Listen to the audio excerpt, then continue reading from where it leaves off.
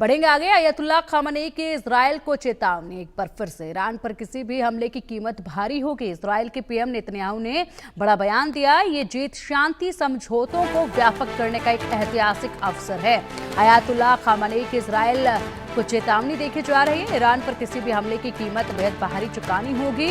और इसी के साथ कहा है कि इजराइल के पीएम नेतन्याहू ने बड़ा बयान दिया था और उसके बाद ये जो है कड़ा संदेश दिया गया है। ये जीत शांति समझौते का व्यापक करने की एक ऐतिहासिक अवसर है, ये कहा गया है। दूसरी तरफ ईरान की तरफ से कहा जा रहा है कि अगर अब इजराइल कुछ भी कार्रवाई ईरान पर करता है तो उसका बड़ा खामियाजा जो है वो इजराइल को भुगतना होगा।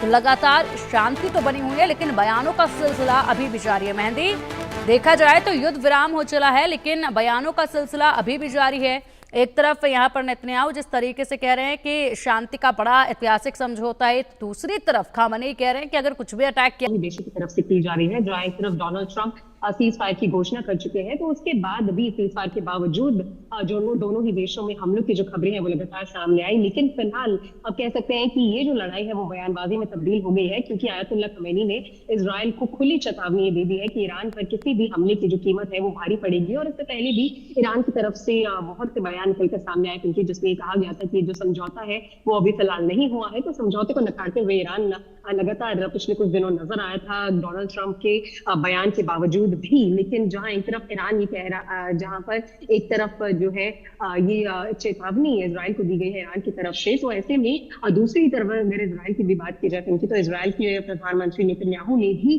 बड़ा बयान दिया है। और वो जो बयान है वो समझौते को लेकर है, जिससे जो अनाउंसमेंट है कह सकते हैं वो डोनाल्ड ट्रंप ने की। उस पर पीएम नेतन्याहू का ये कहना है कि ये जो शांति समझौता हुआ है ये जीत है, और ये जो है शांति को लाने की, दोनों ही देशों में शांति को लाने की एक व्यापक करने का जो ऐतिहासिक अवसर है वो है। तो ऐसे में कह सकते हैं कि अभी फिलहाल दोनों ही देशों में शांति है, हमले नहीं हो रहे हैं। लेकिन ये जो बयानों का हमला है वो अभी दोनों ही देशों के बीच में चल रहा है, क्योंकि लगातार ईरान जो है इजराइल को अभी भी खुली चेतावनी देता हुआ नजर आ रहा है कि अगर किसी भी प्रकार का हमला इजराइल की तरफ से होता है तो ईरान चुप नहीं बैठेगा। और ये जो बयानबाजी है वो सीज फायर के बाद आ रही है। तो बेशक अभी भी दोनों ही देशों के बीच में जो रिश्ते हैं वो तलक है, और अभी भी जो बयानबाजी है वो काफी ज्यादा अटैकिंग मोड में दोनों ही देशों की तरफ से फिलहाल नजर आ रही है। जी बिल्कुल, और फिलहाल देखना होगा कि शांति कब तक देखी जाती है, क्योंकि ईरान जो है अभी भी परमाणु शक्ति के लिए लगातार यहाँ पर जोर पर है।